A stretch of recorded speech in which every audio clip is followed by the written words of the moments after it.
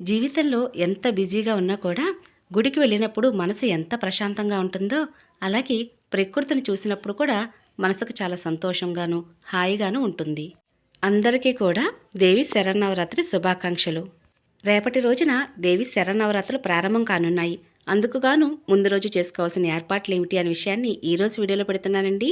Video ఎక్కడ skip చేయకుండా చివరి వరకు చూసినట్లయితే పూజ కోసం ముందుగా చేసుకోవాల్సిన ఏర్పాట్లు ఏమిటి అనే విషయం చాలా చక్కగా అర్థమవుతుంది. అందరికీ నమస్కారం అండి. అందరూ ఎలా ఉన్నారు? బాగున్నారా? నేను బాగున్నాను. మీరు ఇంకా బాగుండాలని మనస్ఫూర్తిగా కోరుకుంటున్నాను. మీలో చాలామందికి తెలుసు మాది ఒక చిన్న పల్లెటూరు అని. పల్లెటూరు అంటే ప్రకృతికి దగ్గరగా ఉంటామని అర్థం. పల్లెటూరు అంటే ఎవరికి ఇష్టం ఉండదండి. పంట పొలాలు, చెట్లు, చామలు ఇవన్నీ కూడా చూస్తూ కూడా ప్రకృతిని చూసి మైమర్చిపోతాం.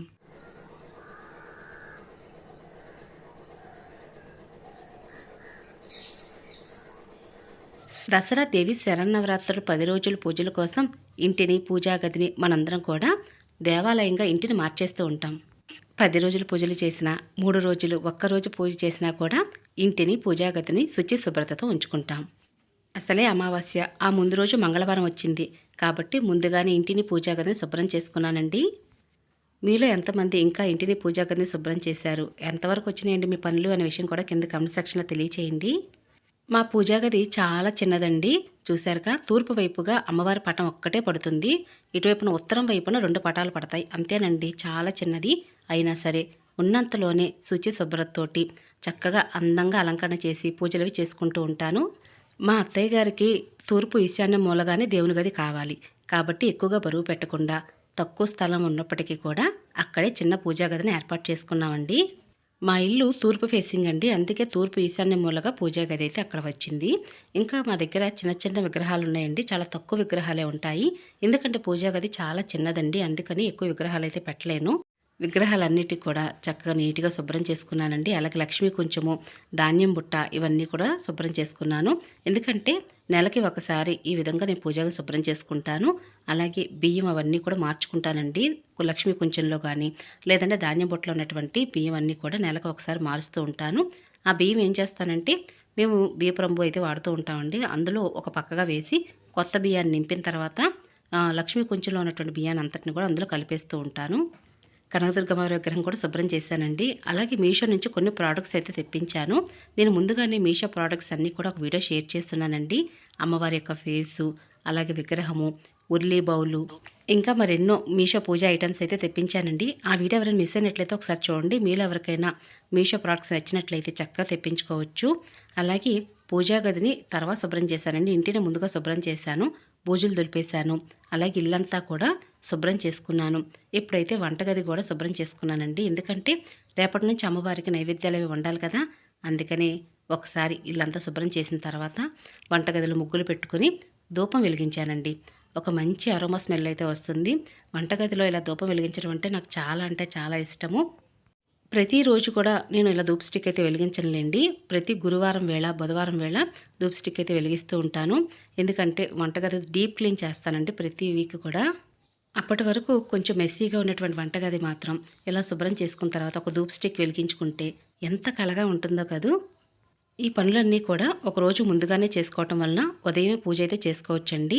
దసరా దేవి శరన్నవరాత్రులలో మేము 10 రోజులు పూజ చేయలేమనుకున్న వారు మొదటి రోజు అమ్మవారిని పూజించడానికి ముందు రోజు ఏర్పాట్లు చేసుకోండి. ఒక్కరోజైనా మొదటి రోజైనా అమ్మవారిని పూజించడానికి ప్రయత్నించండి. జాబుకు వెళ్ళిన వాళ్ళైనా లేదా ఇతర సమస్యలతో ఇబ్బంది పడుతున్న వారైనా సరే అమ్మవారిని మొదటి రోజునైతే పూజించవలసి ఉంటుంది. అలాగే ప్రధాన కుమారి సింహద్వారం దగ్గర కూడా నిండుగా పసుపు రాసి కుంకుమ బొట్లు అవి పెట్టుకుంటాం. అలాగే తులసికోట వద్ద కూడా నిండుగా పసుపు రాసి బొట్లు పెట్టానండి. ఇంటి ముందు ముగ్గులు వేశాను. ఈ రోజు వేస్తే సరిపోతుందా అంటే అలా ఏం లేదులేండి. రోజు విడిచి రోజైనా సరే ఈ విధంగా గుమ్మాలకి అలాగే తులసికోట వద్ద అలంకరణ చేస్తూ ఉంటాను. దేవీ నవరాత్రులు కాబట్టి మామూలు రోజుల్లో అయితే మాత్రం వారానికి ఒక్కసారి మాత్రమే శుభ్రం చేస్తూ ఉంటానండి. అలా అని వాకిలి కాదండి, గుమ్మం దగ్గర తులసికోట వద్ద అని చెప్తున్నాను. ఇలా అమ్మవారి ఇంట్లోకి వస్తున్నట్లుగా ఆహ్వానిస్తున్నట్లుగా ఇంటి ప్రధాన గుమ్మం సింహద్వారం దగ్గర తప్పనిసరిగా పాదాలు అయితే వేయవలసి ఉంటుంది. ప్రధాన గుమ్మం వైపే కాదండి, ఉత్తర గుమ్మం వైపు కూడా ఇలా నిండుగా అలంకరణ చేసి బొట్లు పెట్టి అమ్మవారి పాదాలతో ఆహ్వానించాలి. ఎందుకంటే ఎప్పుడు కూడా 2 గుమ్మాలు ఉన్నప్పుడు తప్పనిసరిగా ఈ విధంగా 2 గుమ్మాలను కూడా కళకళలాడుతూ అలంకరణ చేయాలి. ఒక్క గుమ్మానికి మాత్రం అలంకరణ చేసి మరొక గుమ్మాన్ని అలానే వదిలేయకూడదండి. ఎందుకంటే ప్రధాన గుమ్మం వైపు నుంచి లక్ష్మీదేవి అమ్మవారి ఇంట్లోకి ఆహ్వానిస్తూ ఉంటే ఇంకొక గుమ్మం అంటే పెరటి గుమ్మం అనే అర్థం కదండీ. మరొక గుమ్మం నుంచి జ్యేష్ఠాదేవి ఇంట్లోకొస్తుందట. కాబట్టి ఇద్దరు ఒక దగ్గర ఉండరు కదండీ. అందుకని ఇరుపక్కలా కూడా ఈ విధంగా అలంకరణ చేయటం వలన లక్ష్మీదేవి అమ్మవారు ఇంట్లో స్థిర నివాసం ఏర్పరచుకుని ఉంటారని చెప్తూ ఉంటారు. ఎక్కడైతే శుచి శుభ్రత ఉంటుందో, ఎక్కడైతే గుమ్మం కళకళలాడుతూ ఉంటుందో ఆ ఇంట్లోకి జ్యేష్ఠాదేవి ప్రవేశించలేదండి. జ్యేష్ఠాదేవి అంటే దరిద్ర దేవత. కాబట్టి ఎప్పుడు కూడా ఇంటిని శుచి శుభ్రతగా ఉంచుకోవాలి. అలాగే గుమ్మాలకు కూడా నిండుగా పసుపు రాసి కుంకుమ బొట్లు పెట్టుకోవాలి. దసరా దేవి శరన్నవరాత్రులలో అమ్మవారిని పూజించడానికి నేనైతే అమ్మవారి యొక్క పూజా పటాన్ని తెప్పించానండి.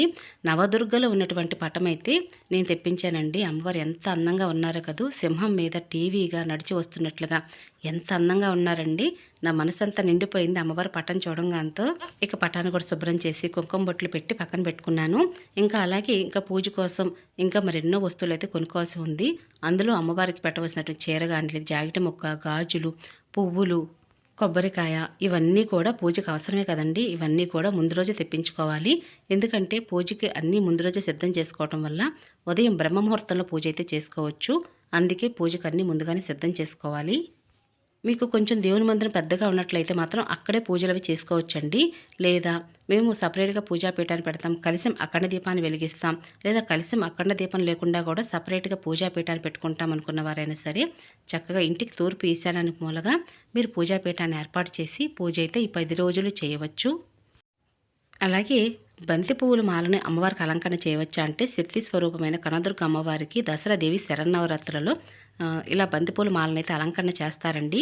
కాబట్టి గ్రామ దేవతలకి, అమ్మవార్లకి ఇలా మాలను అయితే అలంకరణ చేయవచ్చు. అందుకు గాను బంతిపూలు తెచ్చుకున్నాను. ఇంకా చామంతి పువ్వులు, గులాబీ పువ్వులు ఒక్కసారి తెచ్చుకుంటే పువ్వులని వాడిపోతాయని ఇక 2 రోజులకు సరిపడా పువ్వులు అయితే తెచ్చుకున్నానండి. ఇక తర్వాత కూడా మిగతా పువ్వులన్నీ కూడా తెచ్చుకుందాం అనుకుంటున్నాను. ఇక ఇంతలో పళ్ళు కావాలి కదండి.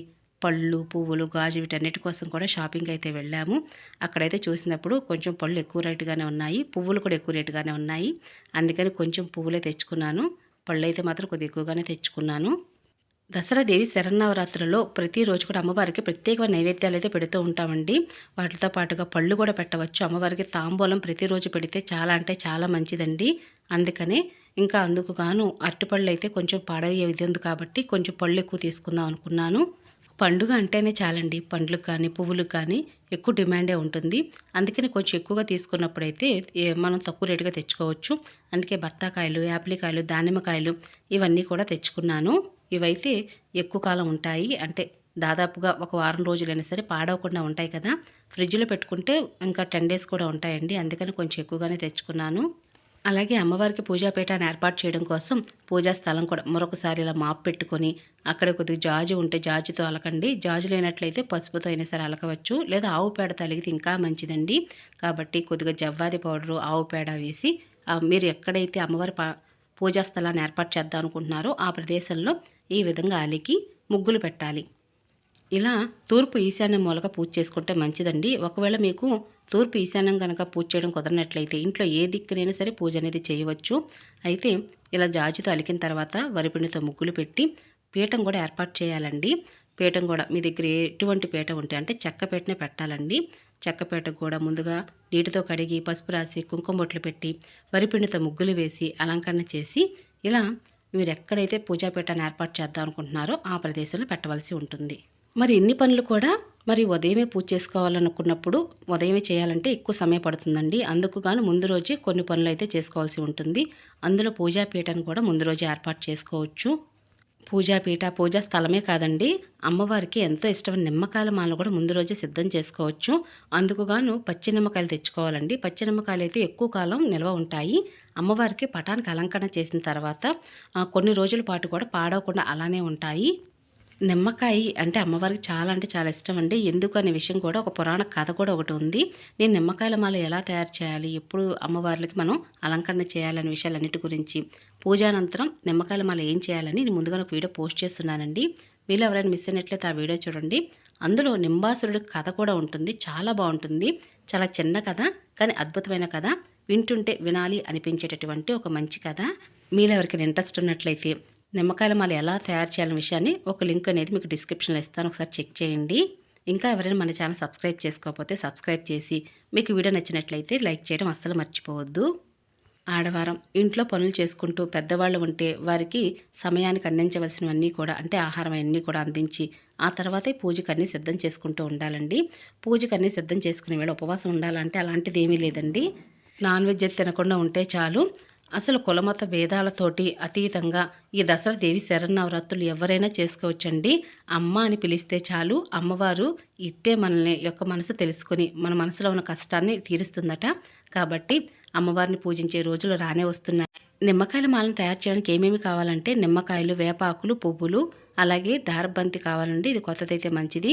అయితే ఇది దారబంతికి 9 పోగులు వేసి నిండుగా పసుపు రాసి అలాగే నిమ్మకాయలను కూడా పసుపు నీటిలో కడిగి ఆ తర్వాత వేపాకులు అలాగే నిమ్మకాయలు, పువ్వులతోటి ఈ విధంగా మాలని తయారు చేయాలండి. వేపాకులని మనం పూజలో ఎందుకు వాడతాము, అలాగే నిమ్మకాయల మాలలో ఎందుకు ఉంచుతాము అంటే అమ్మవారు ఈ 9 రోజులు కూడా ఉగ్ర రూపంతో ఉంటారండి. కాబట్టి ప్రతిరోజు కూడా ఒక్కొక్క అవతారం ఎత్తి మహిషాసురుడు అనే రాక్షసును సంహరించారు కదా, అందుకు అమ్మవారు ఉగ్ర రూపంతో ఉంటారు. అందుకు గాను మనం వేపాకులను పూజలో ఉపయోగించటం వలన వేపాకులు అనేవి చల్లదనం అండి. కాబట్టి అమ్మవారిని చల్లబరచడం కోసం వేపాకులు అనేవి పూజలో పెట్టాలి తప్పనిసరిగా. మీకు ఎక్కువగా కనుక వేపమండలు దొరికినట్లయితే అమ్మవారి పటం పక్కన ఇరుప్రక్కలా కూడా పెట్టవచ్చు. నిమ్మకాయల మాల కోసం నిమ్మకాయలు 5, 7, 9, 11 అంతకన్నా ఎక్కువగా కూడా నిమ్మకాయలను మాలను తయారు చేసి అమ్మవారికి అలంకరణ చేస్తూ ఉంటారండి. కాబట్టి ఇంట్లో అయితే మాత్రం ఈ నిమ్మకాయలు సరిపోతాయి. మీరు అమ్మవారికి గుళ్ళో కనుక మేము నిమ్మకాయల మాల ఇద్దాం అనుకున్నప్పుడు మాత్రం ఇంత సంఖ్య అని ఉంటుందండి. అంటే 108 నిమ్మకాయలతో అయితే ఎక్కువగా మాలను వేస్తూ ఉంటారు. అమ్మవారు కొంచెం హైట్లో ఉంటారు కదండి, కొద్ది పెద్ద పెద్ద విగ్రహాలకైతే వేస్తూ ఉంటారు అంతంత నిమ్మకాయల మాలని.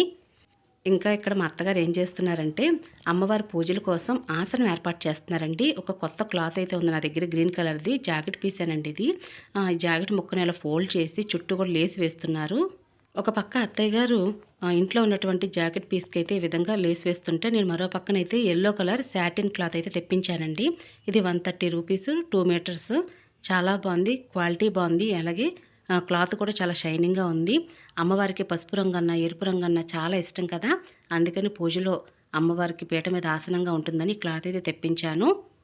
అలాగే ఈ ఎల్లో కలర్ అయితే చాలా బాగుంది, క్వాలిటీ బాగుంది, అలాగే షైనింగ్గా ఉంది. క్లాత్ కూడా పీట మీద వేసినప్పుడు అమ్మవారికి ఆసనంగాను అలాగే పూలతో అలంకరణ చేసినప్పుడు చూడడానికి చాలా అందంగాను కనిపిస్తుంది. ఇదిగోండి ఇక్కడ జాకెట్ ముక్కనైతే ఫోల్డ్ చేసి అత్తయ్య గారు లేస్ అయితే వేశారు. ఇప్పుడు బాగుంది కదూ ఈ జాకెట్ పీస్ అయితే. అమ్మవారి పీట దగ్గర వేద్దాం అనుకుంటున్నాను. అవే కాదండి, అమ్మవారి కోసం అని చెప్పి ఇంట్లో ఉన్నటువంటి జాకెట్ పీసెస్ ఏమైనా ఉంటే వాటితోటి ఈ విధంగా లంగాల్లాగా చిన్న చిన్న క్లాత్స్ అయితే అమ్మవారి విగ్రహం కోసం అని చెప్పి కుట్టాము.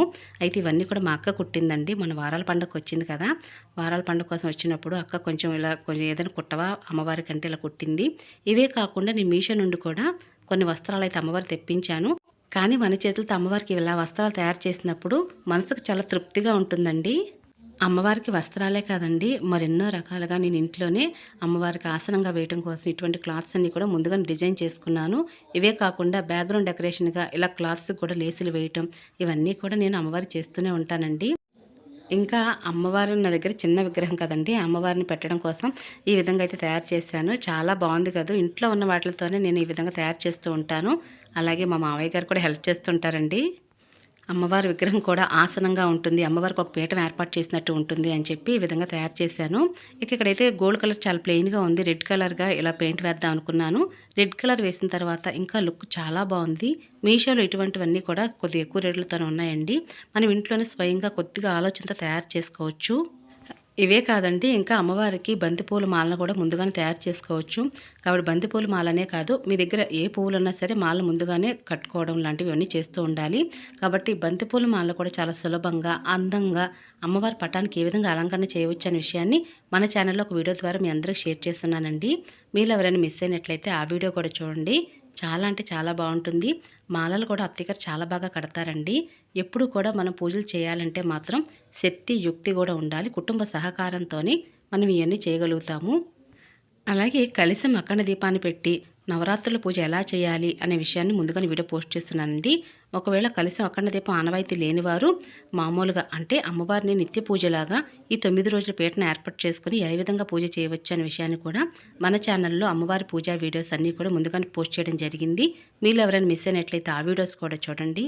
అలాగే అమ్మవారిని పూజించే క్రమంలో మనం కూడా చక్కగా అలంకరణ చేసుకొని పూజలు చేస్తూ ఉండాలండి. అమ్మవారికి ఎంత ఇష్టం ఎరుపు రంగు చీరలు కట్టుకోవడం, అలాగే చేతికి గోరింటాకు పెట్టుకోవడం, నిండుగా గాజులను వేసుకోవడం, కాళ్ళకు మెట్లు పెట్టుకోవడం, నుదుటిన బొట్టును పెట్టుకోవటం ఇవన్నీ కూడా మంగళకరమేనండి. కాబట్టి అమ్మవారిని పూజించేటప్పుడు మనం కూడా అమ్మవారిలాగే తయారయ్యి అమ్మవారిని పూజిస్తే అమ్మవారు చాలా ఇష్టపడతారు. అందుకు గాను ఇలా గోరింటాకు కానీ లేదా పారాణి కానీ పెట్టుకోవాలి. ప్రతిరోజు పారాని పెట్టుకోవడం అంటే వీలు కాని పని కాబట్టి ఒక్కసారి ఇలా గోరింటాకు పెట్టుకున్నారు అంటే మాత్రం 9-10 రోజులు కూడా గోరింటాకు అలానే ఉంటుంది. అలాగే చేతికి గాజులు వేసుకోండి. అలాగే పూజలకు ముందు కానీ ముందు రోజు కానీ ఆ ముందు రోజు కానీ గోళ్ళను కత్తిరించుకోవటం ఇవన్నీ చేయాలండి. అంతేగాని దేవి నవరాత్రులలో తల కత్తిరించుకోవటం, అలాగే గోళ్ళను కత్తిరించటం ఇవన్నీ కూడా చేయకూడదు. ఇంకా వీటన్నిటితో పాటుగా దేవుని పూజా సామాగ్రి కూడా ముందుగానే శుభ్రం చేసుకోవాలండి. వెండి, ఇత్తడి, రాగి ఏవైనా సరే ముందుగానే శుభ్రం చేసి పక్కన పెట్టుకోవడం వల్ల ఉదయమే పూజ అది చేసుకోవచ్చు. అలాగే అమ్మవారికి ప్రతిరోజు కూడా 2 పూట్ల పూజ చేసుకోవాలి. మీ దగ్గర ఎక్కువగా కనుక దీపపు కుందులు ఉన్నట్లయితే ఉదయం వేళ సాయంత్రం వేళ కూడా సపరేట్గా దీపపు కుందులను ఏర్పాటు చేసుకోండి దీపారాధన కోసం. ఇక ఇదేనండి ఈరోజు వీడియో. మీ అందరికీ నచ్చింది, యూస్ఫుల్ అవుతుంది అనుకుంటున్నాను. మరొక మంచి పూజా విధానంతో మళ్ళీ కలుసుకుంటారండి. ఇక అప్పటి వరకు నమస్కారం అండి.